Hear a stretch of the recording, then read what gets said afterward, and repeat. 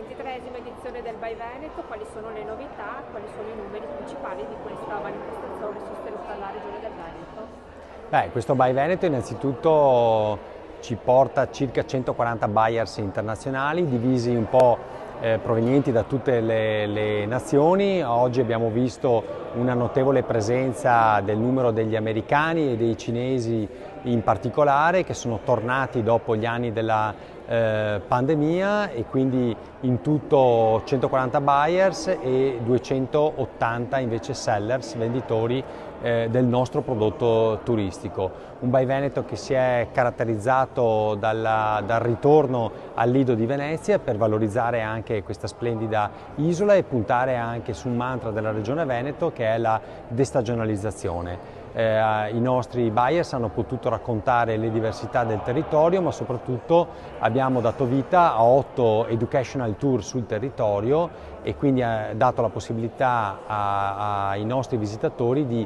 vedere con i propri occhi l'esperienza che in Veneto si può fare.